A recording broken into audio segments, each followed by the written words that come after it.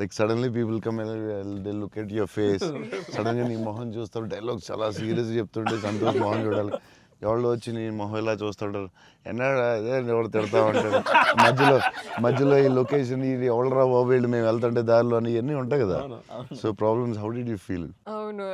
That was the beauty sir. I feel in retrospect అలా ఆలోచిస్తూ కూర్చుంటే it's a lot of fun. But we know for a fact that shooting మధ్యలో ఆ వాతావరణంలో కొంచెం it's really ఎప్పుడు ఏ ట్రిగ్గర్. కార్ వచ్చి గుద్దేస్తావు అని తెలియదు అన్న. టెన్షన్ ఉందా? అసలు రోడ్ క్రాసింగ్ పెట్టి టెన్షన్ వచ్చిందా? అయ్యో బాబోయ్. మధ్యలో రోడ్ క్రాసింగ్, అది నాకు సీన్ గుర్తుంది. అవునన్న. నువ్వు నిజంగానే ఆపుతున్నావు, అవును సో వాళ్ళకి తెలియదు కెమెరా ఉందని, తెలియదన్న. అది నిజంగా ఆపేవు, నువ్వు నిజంగా వెళ్ళావు.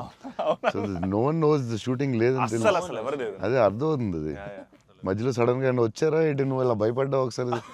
అలా అసలు ఆ చెన్నై రోడ్ల మీద నడవడం, బండి నడపడం అనేది అసలు మామూలు కష్టం కాదన్న. బైక్ కూడా ఆ సూట్ కేసు, పెద్ద సూట్ కేసు, ఎదరో బ్యాగ్, ఓ, దానికి కూడా అసలు ఏం లేదు. కెమెరా పెట్టేసి చేస్తారా? చేసామన్నా. ఒక వ్యాన్ లో అదే సిగ్నల్ దగ్గర ఆగి, అవునన్నా. అవన్నీ ఒరిజినల్. ముందు ఒక ఆమ్ని వ్యాన్ లో కార్ పెట్టేసి door ఎత్తేసి చేసి- అది 3 రోజులు 2 రోజులు చేశారు. ట్రాఫిక్ లో ఆపి ఇక్కడ డైలాగ్ చెప్పి వెళ్ళడం అది చాలా కష్టం కదా.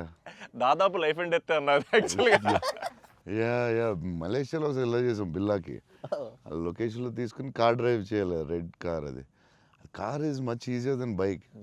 అండ్ అమ్మాయి అండ్ లగేజ్ అది చాలా కష్టం. సిగ్నల్ ఆపి అక్కడ డైలాగ్ చెప్పడం, నాకు డైలాగ్ లేదు దాంట్లో. So yeah it was very tough. అంటే నీకైతే ఇంకా